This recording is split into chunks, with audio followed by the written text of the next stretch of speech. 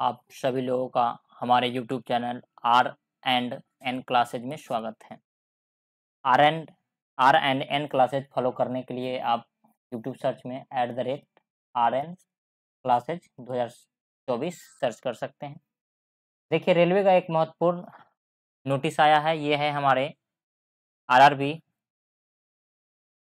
ALP, technician, RPF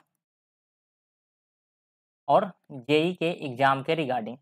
इसमें हमें बताया गया है कि एएलपी का एग्ज़ाम कब होगा, आरपीएफ एसआई का एग्ज़ाम कब होगा और टेक्नीशियन के एग्ज़ाम और जेई के एग्ज़ाम कब-कब होंगे। तो देखते हैं, एएलपी का वैकेंसी आया था CEN 1 2024 के अंतर्गत और इसका एग्ज़ाम है 25/11 और 25/11 से 29/11 2024, यानी 4 दिन टोटल एग्ज़ाम चलेंगे और बहुत कम शिफ्ट है, तो इससे नॉर्मलाइजेशन का फ़ायदा ज़्यादा किसी को नहीं मिल पाएगा, ना किसी को कम मिल पाएगा। नॉर्मलाइजेशन बहुत कम ही के बराबर होंगे। अगर आरपीएफ की बात करें, आरपीएफ के एग्ज़ाम एसआई का, इसका एग्ज़ाम है 2/12 से 5/12, ये दिसंबर में है और ये 3 दिन टोटल एग्ज़ाम चलेंगे। और टेक्नीशियन की बात करें, जो CEN 2 2024 में आए थे, ये आए थे, इसका एग्ज़ाम है 16/12 से 26/12, ये 10 दिन करीब चलेंगे एग्ज़ाम। और CEN 3 2024 में जिसमें आए थे जेई और कुछ वैकेंसी थी, वो एग्ज़ाम चलेंगी 6 तारीख 12वाँ महीना से 13/12, यानी ये भी करीब-करीब 7 दिन चलेंगे। तो इस बार एग्ज़ाम है कम से कम शिफ्ट में कराया जा रहा है ताकि सभी विद्यार्थियों को समान मौका मिले, एक टाइप का क्वेश्चन मिल सके और डिफ़िकल्टी लेवल एक हो ताकि नॉर्मलाइज़ेशन का फ़ायदा किसी को ऐसा ना हो कि 20-20 नंबर मिल रहा है या किसी का माइनस में 5 नंबर चला जा रहा है। ये फ़ायदा किसी को ना मिले, इसलिए कम से कम शिफ्ट में कराया जा रहा है। तो देखिए, अब तो एग्ज़ाम आ गए हैं लगभग 60 दिन, 60 से 65 दिन हैं एग्ज़ाम में। तो अब हमें क्या से क्या अप्रोच होना चाहिए ताकि हम अपना CBT 1 और एएलपी एएलपी में CBT 2 भी है, तो उसमें हम मैक्सिमम से मैक्सिमम मार्क ला सकें। अभी हमारा लक्ष्य होना चाहिए कि CBT 1, जिसमें एक एग्ज़ाम है, उसमें CBT 1 में ही मैक्सिमम से मैक्सिमम मार्क लाकर एक सीट को क्या करना है, पक्का करना है। मैंने खुद 2018 में एएलपी और टेक्नीशियन पिछले साल दोनों वैकेंसी कंबाइंड आई हुई थी। तो उसमें क्या था कि टेक्नीशियन का वैकेंसी था, उसमें 2 पेपर होते थे, CBT 1 और CBT 2। इस बार क्या है, एक ही पेपर है, तो थोड़ा-सा हाई कट ऑफ रहेगा क्योंकि विद्यार्थी को छाँटने का मौका इसमें नहीं रहेगा, क्योंकि आपको दोबारा मौका नहीं मिल सकता है। एएलपी में आपको दोबारा मौका मिल सकता है एग्ज़ाम देने का, लेकिन टेक्नीशियन में नहीं मिलेंगे। और ये बहुत महत्वपूर्ण पोस्ट होते हैं टेक्नीशियन और एएलपी का। एएलपी से आप लोग असिस्टेंट लोको पायलट, यानी आम तौर की भाषा पर कहें तो ड्राइवर बनेंगे। वो जबकि बाद में प्रमोशन लेने के बाद बनते हैं एलपी लोको पायलट। तो इसमें हम लोग का बचे दिन में लगा, इसमें देखिए आपका दुर्गा पूजा है, अगर आप बिहार के हैं तो दीपावली, दीपावली तो आप कहीं का भी हो तो दीपावली और छठ पूजा अगर बिहार के हैं तो छठ पूजा इम्पोर्टेंट है। तो देखिए, दुर्गा पूजा में कम से कम आप डिस्टर्ब होंगे तो 3 दिन, दीपावली में कम से कम 2 दिन और छठ में भी कम से कम होंगे तो 3 दिन। तो ये 8 दिन तो ऐसे ही निकल गए हैं। एक दिन अगर आप इधर-उधर कोई काम से निकल गए, तो 1-2 दिन तो आप ऐसे निकल जाएँगे।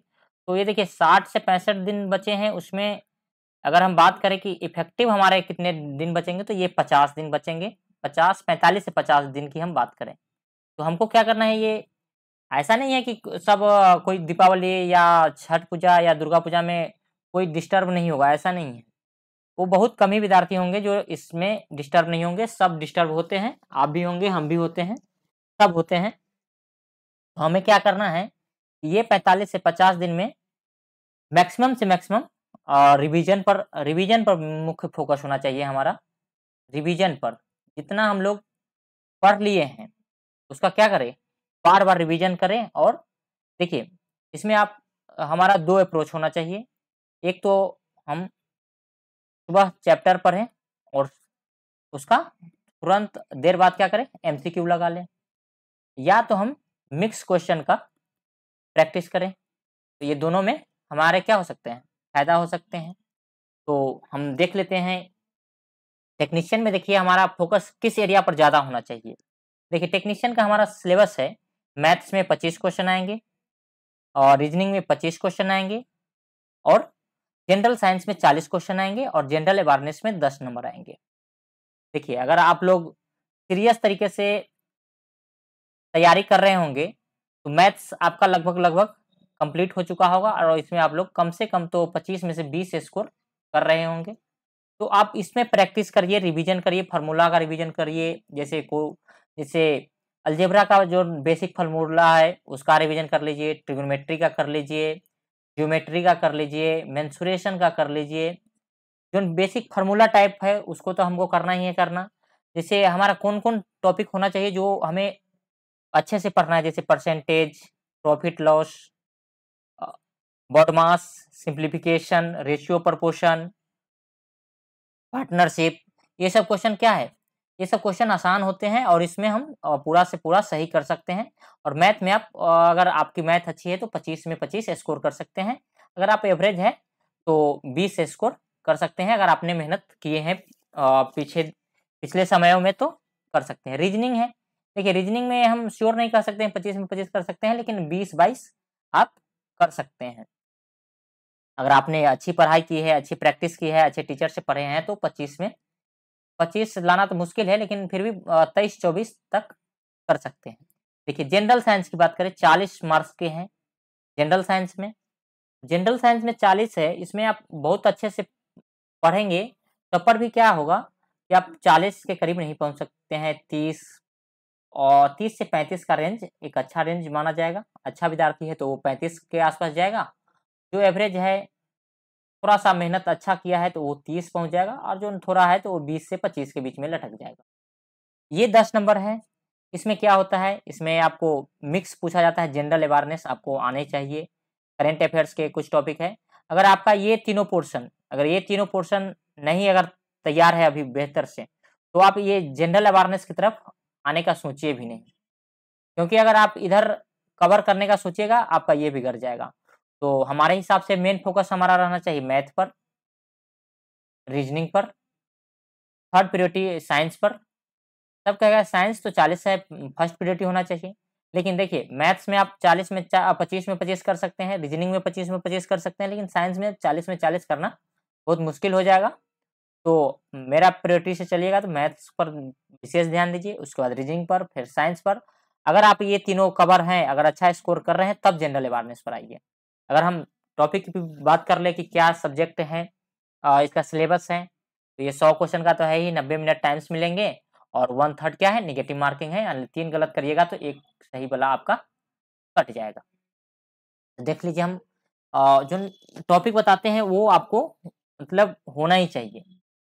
अगर मैथ में आपको करना है तो नंबर सिस्टम तो सब पढ़ेंगे, BODMAS, decimal, fraction, LCM, HCF, ratio proportion, percentage, mensuration, time and work, time and distance, simple and compound interest, profit loss, algebra, geometry and trigonometry, elementary statics, square root, age calculation, calendar, clocks, pipe and system. तो ये सारे हमारे maths के topic हैं। इसमें आप महत्वपूर्ण हो गया जैसे percentage, ratio and proportion, LCM, HCF.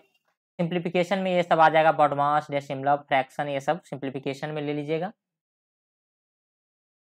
और जितने भी एडवांस मैथ है जैसे ट्रिग्नोमेट्री, ज्योमेट्री, अलजेब्रा, तो इस सब के लिए क्या होगा, फार्मूला बेस्ड क्वेश्चन का प्रैक्टिस करना है। जनरल इंटेलिजेंस एवं रीजनिंग में है, इसमें तो एनालॉजी हो गया, अल्फ़ाबेट एंड नंबर सीरीज हो गया। इसमें आपको विशेष ध्यान देना है अल्फ़ाबेटिकल एंड नंबर सीरीज में। इसमें आप फँसेंगे, कोडिंग डिकोडिंग के अच्छे लेवल के क्वेश्चन का प्रैक्टिस करना है, और विशेष रूप से हमको डाटा इंटरप्रिटेशन और सफिशिएंसी पर काम करना है, कंक्लूजन एंड डिसीजन मेकिंग पर।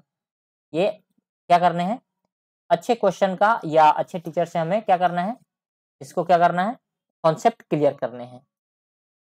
साइंस में तो वही है, कहेगा कि 10th स्टैंडर्ड के रहेंगे, लेकिन 10th स्टैंडर्ड के नहीं रहता है, सब जानते हैं। रहते हैं 10th स्टैंडर्ड के ही, लेकिन वो थोड़ा डीप रहते हैं। तो हमें अच्छे से रिवीजन करना है। और मुख्य रूप से हमारा अब फोकस किस पर होना चाहिए? रिवीजन पर। जनरल अवेयरनेस में करंट अफेयर्स आ जाएगा। साइंस एंड टेक्नोलॉजी में हमें क्या देखना है कि डीआरडीओ क्या कर रहा है, नासा का कोई प्रोग्राम है, स्पोर्ट्स में किसको अवार्ड्स मिले हैं, कोई रिकॉर्ड्स कायम हुआ है, कल्चर एंड पर्सनालिटीज है, कोई महत्वपूर्ण व्यक्ति उभरे हैं उनके बारे में है, economics, politics and other importance. हमें 10 नंबर में 1-2 क्वेश्चन स्टैटिक्स के मिल जाएंगे। तो अगर ये आपके मैथ्स, रीजनिंग और साइंस कंप्लीट हो गए तब आप जनरल अवेयरनेस पर आना है। अगर ये तीनों कंप्लीट नहीं है तो जनरल अवेयरनेस पर ज़्यादा ध्यान देने की जरूरत नहीं है। वैसे ग्रेड 1 का है तो इसमें है देखिए जनरल अवेयरनेस का 10 ही रहेगा, रीजनिंग का 15, बेसिक कंप्यूटर एप्लीकेशन का यहाँ 20 क्वेश्चन है, मैथ्स का 20 क्वेश्चन और बेसिक साइंस एंड इंजीनियरिंग का यहाँ 35 क्वेश्चन है। तो इसका सिलेबस थोड़ा, और इसमें क्वेश्चन भी हाई लेवल के आएंगे क्योंकि ये क्या चीज़ है, ये है ग्रेजुएशन लेवल के हैं और लेवल 5 की जॉब है, तो इसमें थोड़ा हाई लेवल के क्वेश्चन आएंगे, थोड़ा हमें एक्स्ट्रा प्रैक्टिस करने पड़ेंगे, एक्स्ट्रा एफर्ट लगाने पड़ेंगे। इसके भी ये सिलेबस है, इसमें भी 100 है, 1/3 नेगेटिव मार्किंग है और सिलेबस यहाँ दिया हुआ है क्योंकि देखिए इसके पोस्ट कम है और इसके एलिजिबल कैंडिडेट क्या है, कम है, क्योंकि ये इसमें फिजिक्स और कुछ ऐसे सब्जेक्ट थे वो भी वही लोग इसमें एलिजिबल थे, तो इसमें बहुत कम लोग देंगे, लेकिन जो लोग देंगे वो अच्छे लोग एग्जाम देंगे तो इसका भी कट ऑफ हाई ही रहेंगे। ये है जो इसके एग्जाम देंगे, ये सिलेबस है, देख लीजिएगा। हम नेक्स्ट बात करते हैं। देखिए एक हम टेक्नीशियन की बात करें, एएलपी की बात करें तो एएलपी में अभी भी वैसे तो 3 एग्जाम है, लेकिन सीबीटी 1, सीबीटी 2, इसमें देखिए सीबीटी 1 में कितने मार्क्स के क्वेश्चन रहेंगे, तो ये 75 मार्क्स के क्वेश्चन रहेंगे, 75 क्वेश्चन ही रहेंगे। इसमें भी maths, reasoning, science and general awareness. तो हमारा सबसे पहला प्रायोरिटी मैथ्स पर होना चाहिए, रीजनिंग पर, साइंस पर और जनरल अवेयरनेस पर।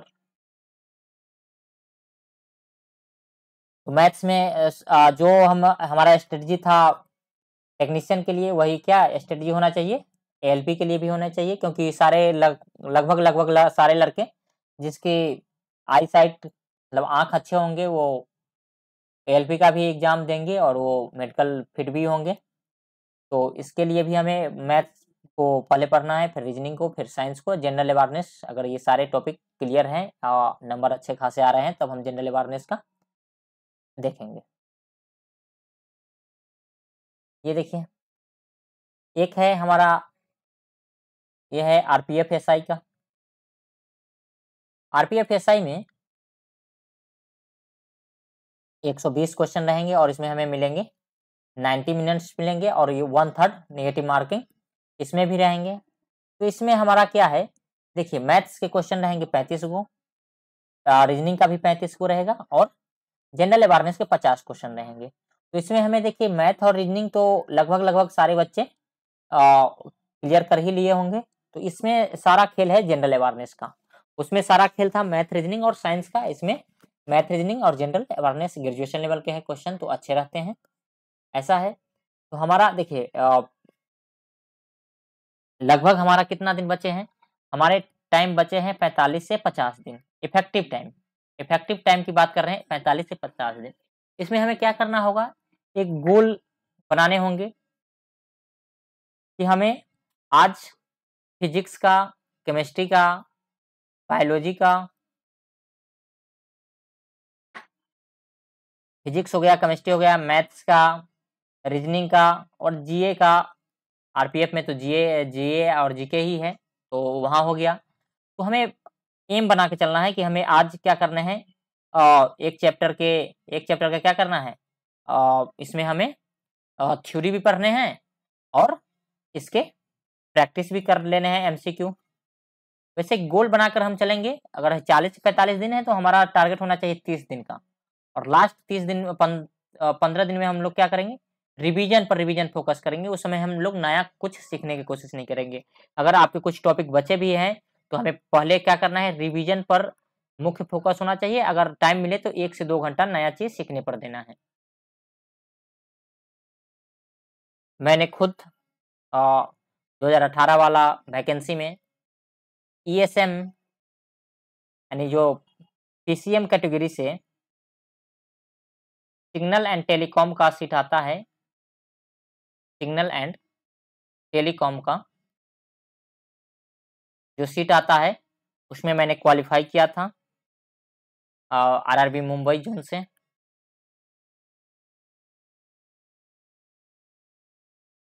तो आप लोग अच्छे से मेहनत करिए। और हम तो कहते हैं कि दुर्गा पूजा, दीपावली और छठ में आप लोग इसमें जितना कम से कम टाइम दे तो बेहतर होगा, क्योंकि अगर इधर टाइम दे लेते हैं तो क्या होगा, अगला साल का दुर्गा पूजा आप अच्छे तरीक़ा से मनाएँगे, दीपावली भी अच्छे तरीक़ा से मनाएँगे और छठ भी अच्छा तरीक़ा से मनाएँगे। क्योंकि ये दुर्गा पूजा, दीपावली, छठ मनता क्यों किस चीज़ से है? पैसे से ही। अगर आपके पास रुपया नहीं है तो दुर्गा पूजा में आप क्या खर्च करेंगे? दीपावली में क्या खर्च करेंगे? छठ में अपने क्या कपड़ा खरीदेंगे? परिवार को क्या देंगे? तो सारा चीज़ कहाँ सब एम है रुपया पर, और रुपया कहाँ से आएँगे? अगर आप बेरोज़गार हैं अभी तो रुपया कहाँ से आते हैं? मम्मी-पापा के पास से आते हैं। अगर जब आप नौकरी हो जाएँगे तो आपके भाई, परिवार, रिश्तेदार सबको आप सपोर्ट कर सकते हैं। तो क्या करिए, हमें क्या करना है, रिवीजन करना है, बचे दिनों में मेहनत करना है और फोकस तरीके से हमें मेहनत करना है और थोड़ा सोशल मीडिया से भी क्या रहना है, दूर रहना है। सोशल मीडिया से क्या रहना है, सोशल मीडिया से जितना दूर रहेंगे उतना फोकस आप पढ़ाई पर कर पाएँगे।